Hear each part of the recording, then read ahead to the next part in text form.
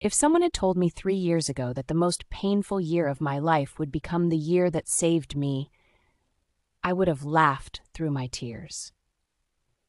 Because when you are sitting alone in a dark apartment, staring at unopened bills, reading a message from the person who broke your heart, and wondering why God seems silent, the last thing you believe is that something beautiful is being written behind the scenes. My name is Sofia Martinez. I am 29 years old, and I live in Spain. This is the story of how my worst year became my best. I am sharing it from my small living room, sitting on the same couch where I cried almost every night, the same place where I questioned my faith, the same place where I begged God for answers, and the same place where I eventually discovered that God had never left me. To understand what happened, you need to know who I used to be. From the outside, my life looked successful. I had a good job in digital marketing. I lived in a beautiful city near Valencia. I had friends, goals, and plans. Most importantly, I thought I had found the man I would marry. We had been together for 4 years. 4 years of dreams, 4 years of promises, 4 years of imagining a future. I honestly believed our wedding was only a matter of time. I was the kind of woman who planned everything. I had a 5-year plan, a 10-year plan, and probably a 20-year plan. I liked certainty. I liked control. I liked knowing where life was going. What I didn't know was that God was about to remove every single thing I was depending on. The year started with excitement. I remember standing on a beach on New Year's Day, looking at the ocean and thinking this was going to be my year. I had no idea how wrong I was. Just 2 months later, everything changed. It started with small problems at work. The company I worked for began losing clients. There were rumors of layoffs. Management kept telling everyone not to worry. But people were worried. I was worried too. Still, I kept telling myself everything would work out. Then one Friday morning, I was called into a meeting. Human Resources was there. My manager was there. And within 10 minutes, I no longer had a job. I can still remember the feeling. It felt like the floor disappeared beneath me. I walked out carrying a small cardboard box with my belongings. People avoided eye contact. Some looked sad. Others looked relieved it wasn't them. I sat in my car and cried. I wasn't just losing income. I was losing identity. For years, I had measured my worth through achievements. Without my job, I felt lost. But that was only the beginning. 3 weeks later, the man I loved sat across from me at a restaurant and told me something I never expected. He said he needed space. Then he said he wasn't sure about our future. Then he said he thought we should break up. I couldn't breathe. I couldn't process the words. I kept waiting for him to say he was joking. He wasn't. The relationship I had invested 4 years into ended in less than 30 minutes. When I got home, I collapsed on the floor. I cried until I couldn't cry anymore. I prayed. Then I cried again. For weeks, I barely slept. Every memory felt like a knife. Every photo hurt. Every song reminded me of him. I kept asking God the same question. Why? Why would you allow this? Why now? Why everything at once? No answer came, at least not the answer I wanted. The months that followed were the darkest I had ever experienced. My savings began disappearing. Job applications went nowhere. Interviews ended with rejection emails. I watched friends move forward while my life seemed stuck. Social media made everything worse. Everyone looked happy. Everyone looked successful. Everyone looked blessed. Meanwhile, I felt abandoned. One evening, after another rejection email, I sat alone in my apartment and stared at the ceiling. I felt completely defeated. I remember whispering something that changed everything. God, I don't understand what you're doing, but if you're still there, I need you. It wasn't a perfect prayer. It wasn't a powerful prayer. It was just an honest prayer. And sometimes honesty is exactly where God begins. The next Sunday, something unusual happened. A friend invited me to church. I almost said no. I hadn't attended regularly in years. I believed in God, but my faith had become more of a background decoration than a living relationship. Still, I agreed. That decision would change my life. The church wasn't large. There were no flashing lights, no famous speakers, just ordinary people worshiping an extraordinary God. I sat in the back row, hoping nobody would notice me. Then the pastor began speaking. The message was about trusting God during seasons of loss. I felt like he was reading my diary. Every sentence seemed directed at me. Then he quoted a Bible verse I had heard before but never truly understood. we know that all things work together for good to those who love God. At that moment, I wanted to argue. How could losing my job be good? How could heartbreak be good? How could loneliness be good? None of it felt good. But something inside me whispered a different question. What if good doesn't always look like comfort? That thought stayed with me all week. And for the first time in months, I opened my Bible. Not because I felt spiritual, not because I felt strong, but because I had run out of alternatives. Every morning I began reading a few chapters. Every evening I prayed. Some days my prayers lasted 30 minutes. Other days they lasted 30 seconds. But I kept showing up. Little by little, something started changing. Not my circumstances, me. The anxiety didn't disappear overnight. The sadness didn't magically vanish. But I noticed a new kind of peace. A quiet peace. A peace that didn't make logical sense. A peace that existed even while problems remained. One afternoon, while reading scripture, I realized something shocking. I had spent years asking God to bless my plans, but I had never truly surrendered to His. There is a difference.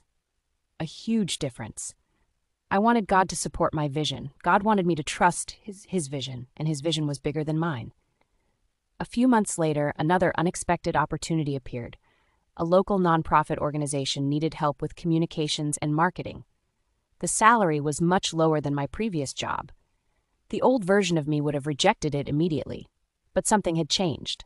I accepted. I thought I was taking a temporary position. God was leading me somewhere entirely different. At the nonprofit, I met people whose lives had been transformed through faith. Single mothers rebuilding their futures. Former addicts finding freedom. Families overcoming impossible circumstances. Their stories humbled me. I realized that while I had been focused on everything I lost, I had ignored everything God was teaching me. For the first time in my life, success stopped being about money or status. It became about purpose. And purpose changes everything. One day, after helping organize a community event, an elderly woman approached me. She smiled and held my hand. Then she said something I'll never forget. God often removes what we're leaning on so we can learn to lean on Him. I stood there speechless. Because that sentence described my entire year. I had leaned on my career. I had leaned on a relationship. I had leaned on plans. I had leaned on certainty. When those things disappeared, I thought my life was ending. In reality, God was teaching me where true security comes from. And that lesson was worth more than anything I had lost. I still didn't know it then. But the greatest chapter of my story was only beginning. Looking back now, I can see that God was rebuilding my life one small step at a time. The problem was that while He could see the whole picture, I could only see the next few inches in front of me. And faith often feels like walking through fog. You don't see the destination, you simply trust the one leading you. For months, I continued working at the nonprofit organization. The job paid less than half of what I used to earn. My apartment was smaller, my budget was tighter, my future still seemed uncertain. Yet something surprising was happening. I was happier, not because life had become easier, but because I was becoming someone different. Before that difficult year, most of my confidence came from external things, my career, my appearance, my relationship, my achievements. When those things disappeared, I felt empty. Now God was teaching me to build my identity on something that couldn't be taken away, His love. That lesson changed everything. Still, the journey wasn't easy. There were nights when fear returned. I would lie awake staring at the ceiling, wondering if I would ever have financial security again. Sometimes I worried that I would never fall in love again. Sometimes I worried that I had somehow missed God's plan for my life. I know many people watching this testimony understand exactly what I mean. You pray. You trust. You try to stay faithful. But there are moments when doubt sneaks in. Moments when you wonder whether God has forgotten your address. Moments when heaven feels silent. I had many of those moments. One particular evening stands out. It was raining heavily outside. The streets below my apartment were almost empty. I was sitting at my kitchen table reviewing my finances. The numbers weren't encouraging, not even close. My savings account was nearly gone. Unexpected expenses kept appearing. And despite my efforts to stay positive, I felt panic rising inside me. I closed my laptop and began crying. Not dramatic movie-style tears, just exhausted tears. The kind that come when you've been carrying too much for too long. I remember asking God one question: when will things get better? Not tomorrow, not next week. Just tell me when. But once again, there was no immediate answer, at least not the answer I expected. The next morning, I opened my Bible and started reading. The passage happened to be about the Israelites wandering through the wilderness. As I read, something suddenly stood out. God didn't give them a map for 40 years. He gave them enough guidance for one day at a time: a cloud during the day, fire during the night, daily provision, daily direction, daily dependence. And I realized I wanted something different. I wanted a complete roadmap. I wanted guarantees. I wanted certainty. God was offering trust. That realization hit me hard, because trust only exists when certainty doesn't. Anyone can trust when they know exactly how everything will work out. Faith becomes real when you don't. From that day forward, I made a decision. I would stop demanding answers God hadn't given. Instead, I would focus on being faithful with today. Just today. Not next year. Not next month. Today. It sounds simple, but it transformed my thinking. Instead of obsessing about the future, I began paying attention to the opportunities directly in front of me. I volunteered more. I spent more time serving others. I became involved in outreach programs, and something remarkable happened. The more I focused on helping people, the less trapped I felt by my own problems. One Saturday, our nonprofit organized an event for struggling families. Hundreds of people attended. Many were facing challenges far greater than mine: job loss, illness, homelessness, family breakdown. As I listened to their stories, I felt both humbled and inspired. One woman in particular left a deep impression on me. She was a widow raising 3 children alone. Despite everything she had endured, she smiled constantly. Her faith seemed unshakable. At one point, I asked her how she remained so hopeful. She looked at me and smiled. Then she said something I'll never forget. "When God is all you have, you discover God is all you need." Those words stayed with me for weeks. Because deep down, I knew she was right. I had spent years treating God like an addition to my life, a helpful extra, an emergency contact. But he wanted to be my foundation, the source of everything, the center, not the side note. Around that same time, another unexpected challenge appeared. My ex-boyfriend contacted me.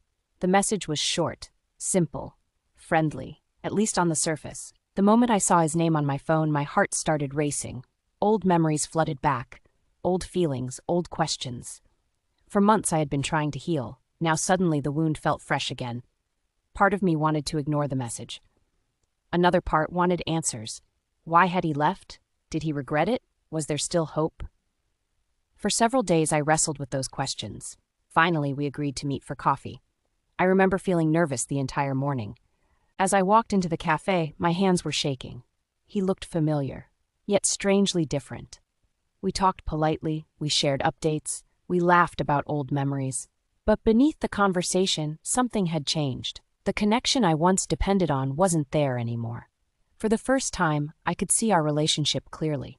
Not through the lens of heartbreak, not through the lens of longing. Through truth. I realized I had built an unhealthy amount of my future around another person. I had expected a relationship to provide security that only God can provide. And when the relationship ended, everything collapsed.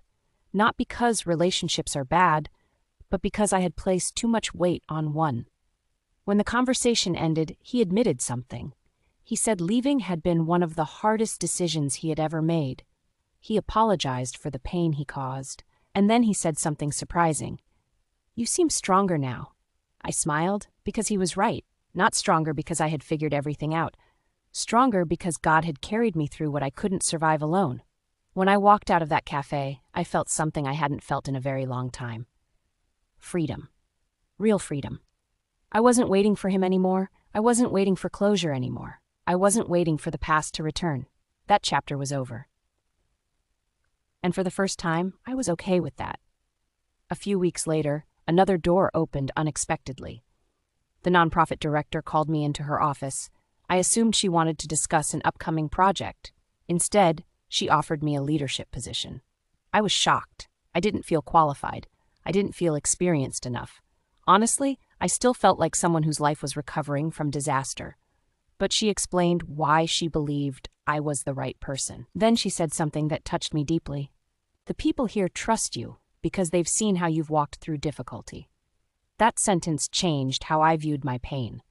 For so long I had seen suffering as something to hide, something embarrassing, something that proved weakness. But God was showing me another perspective. Sometimes the wounds you've survived become the very thing that allows you to help someone else survive theirs. Your scars become bridges. Your struggles become ministry. Your testimony becomes someone else's hope. I accepted the position, and over the following months I discovered gifts and abilities I never knew I possessed. I learned how to lead teams. I learned how to encourage people. I learned how to trust God when situations seemed impossible. Most importantly, I learned that purpose often grows in places pain once occupied. The girl who had lost her job was gone. The girl who believed her future depended on one relationship was gone. The girl who measured her value through success was disappearing too. A new version of me was emerging, not perfect, not fearless, but anchored, grounded, transformed. Yet God wasn't finished writing my story, because just when I thought life was finally becoming predictable again, another unexpected chapter was about to begin. A chapter that would show me how faithfully God had been working behind the scenes the entire time. And it started with a phone call I almost didn't answer. The phone call came on a Tuesday afternoon. I almost ignored it. The number wasn't saved in my contacts, and I was busy preparing materials for an upcoming community outreach event. Normally, I let unknown calls go to voicemail. For some reason, that day I answered. "Hello?" A warm voice responded. "Hi, Sofia. My name is Daniel. I received your information from someone who worked with you a few years ago." I paused. At first, I couldn't remember who he was talking about. Then he mentioned a former colleague from my old marketing job, the job I had lost, the job that had shattered my confidence, the job I had spent months grieving. Daniel explained that he worked with a Christian organization that helped charities and nonprofit groups expand their impact across Europe. They were searching for someone with communication and leadership experience. Apparently, my former colleague had recommended me. I was surprised, very surprised. At first, I assumed the conversation wouldn't go anywhere. I had learned not to get my hopes up too quickly. But Daniel asked if I would be interested in discussing the opportunity further. I agreed. After hanging up, I sat quietly at my desk. The entire situation felt strange. Months earlier, losing my job had seemed like the worst thing imaginable. Now that same loss was somehow opening a new door. I remembered something I had read in Scripture. God can use even painful chapters for purposes we cannot yet see. At the time, I didn't know how important that truth would become.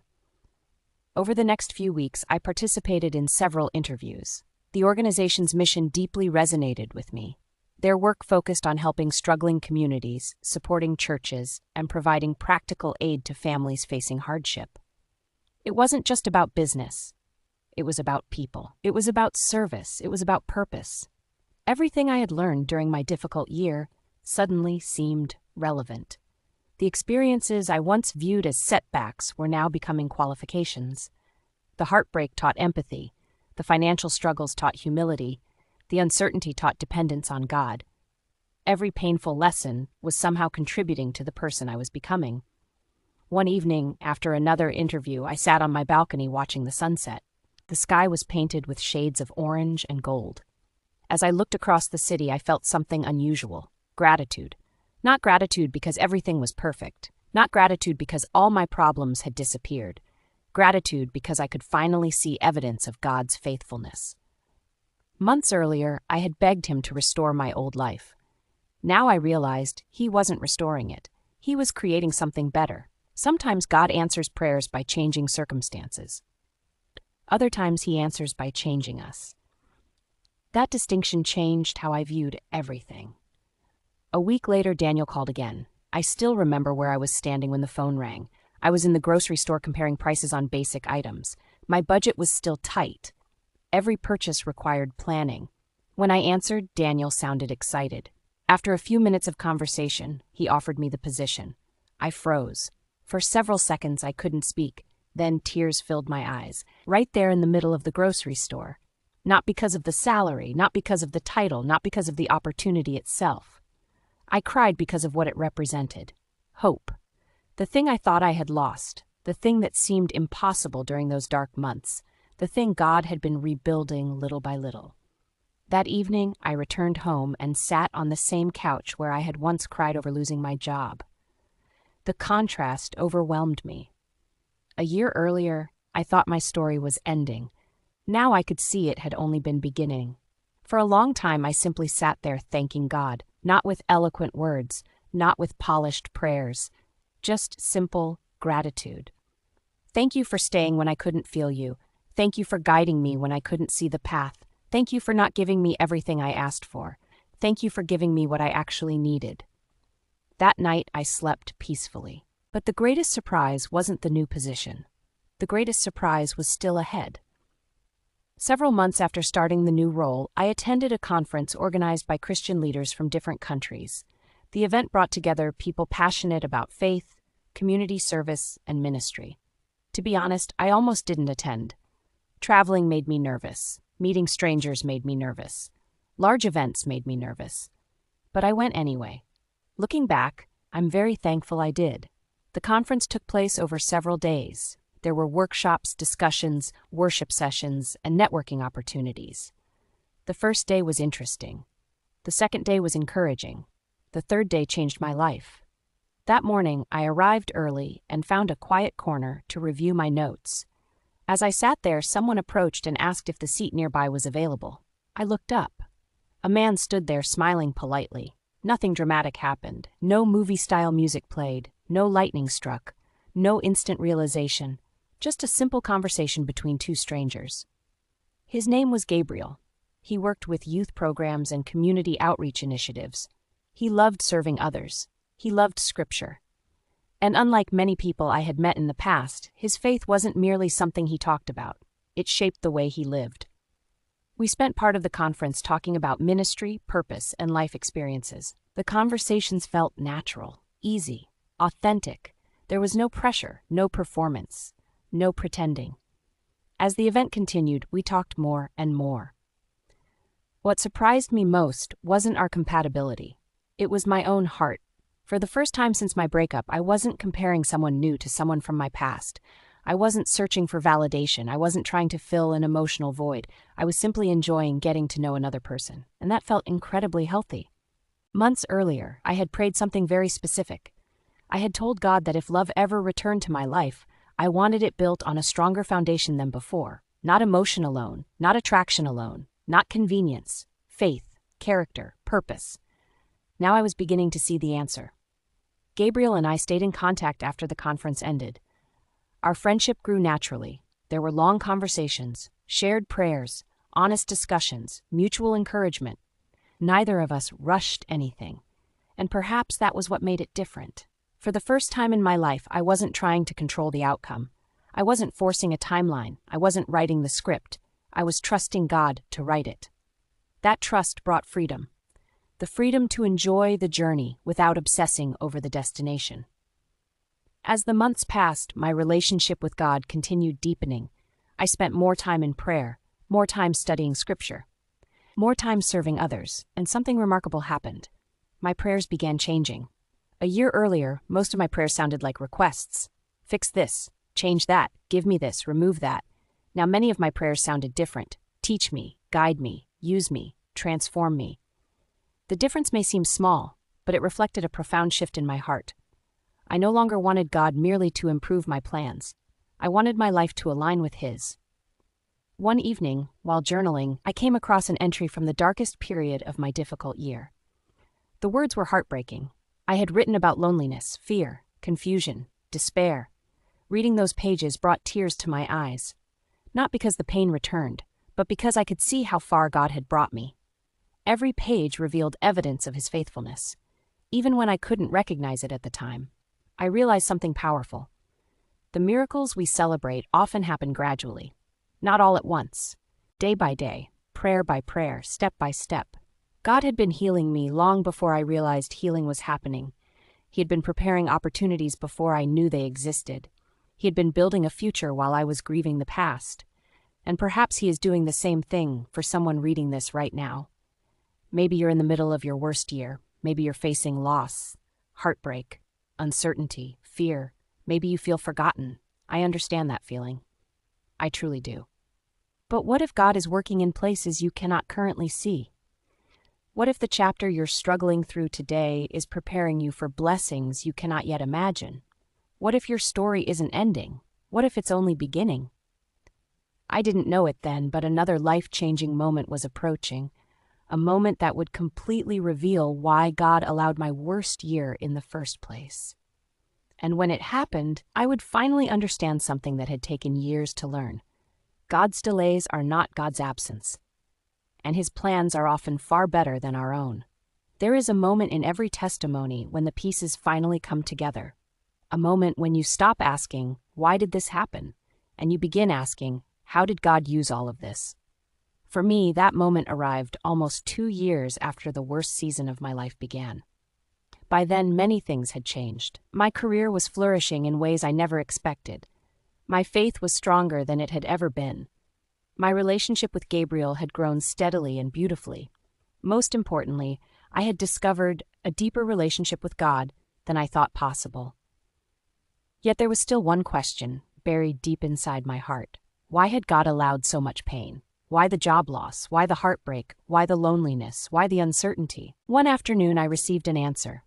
Not through a vision, not through a miracle, not through a dramatic supernatural experience, through a conversation. Our organization was hosting a leadership retreat for young women facing major life challenges. Many were struggling with broken relationships, financial difficulties, anxiety, and uncertainty about their futures. As part of the event, I was asked to share my testimony. Standing on that stage, I felt nervous, not because of public speaking, but because telling the truth requires vulnerability. It requires reopening old wounds. It requires honesty. Still, I began sharing my story. I talked about losing my job. I talked about my broken relationship. I talked about my fear. I talked about the nights I cried myself to sleep. I talked about the prayers that seemed unanswered. I talked about the moments when God felt distant. The room became very quiet. People listened carefully. Some wiped away tears. Others nodded in understanding. When I finished, the audience applauded politely. But what happened afterward changed me forever. Several women approached me, one by one, story after story, tear after tear. A young woman told me she had recently lost her job and thought her future was over. Another shared that her engagement had ended unexpectedly. Another spoke about depression and hopelessness. Another admitted she had nearly abandoned her faith because she believed God no longer cared. As I listened, something became incredibly clear. The pain I once wished to erase had become a bridge connecting me to people who desperately needed hope. If I had never suffered, I couldn't have understood them. If I had never struggled, I couldn't have encouraged them.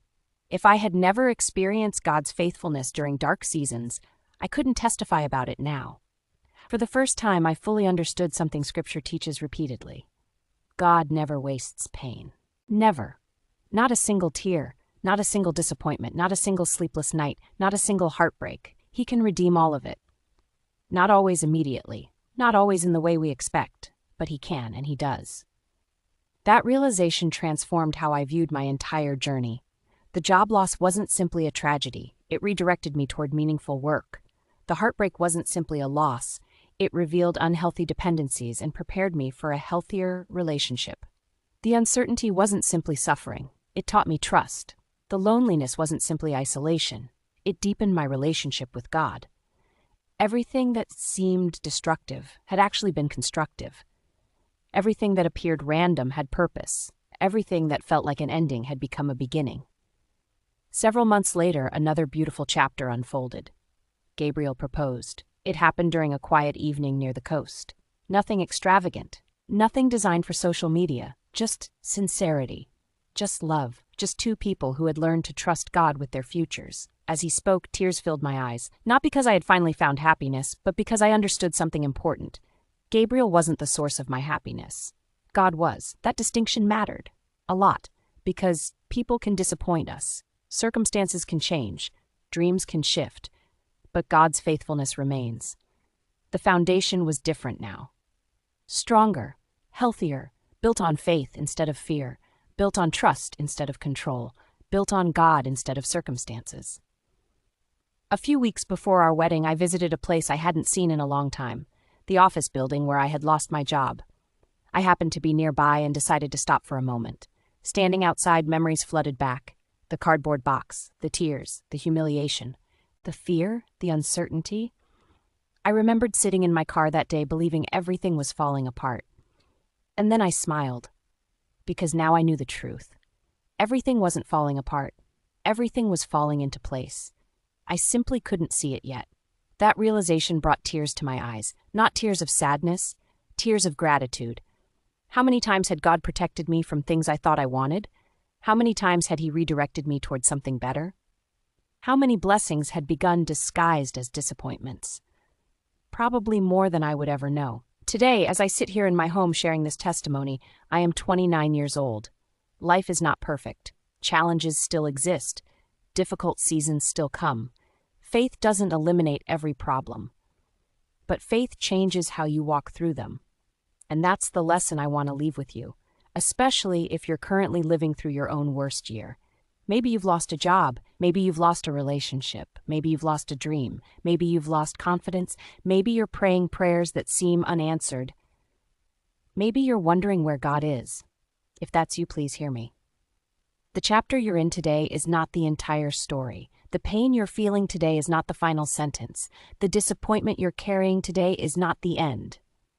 God is still writing, even when you cannot see it, even when you cannot feel it, even when nothing makes sense.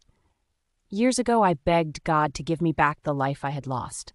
I'm grateful He didn't, because the life He eventually gave me was far greater, not because it was easier, not because it was wealthier, not because it was more comfortable, because it brought me closer to Him, and that changed everything.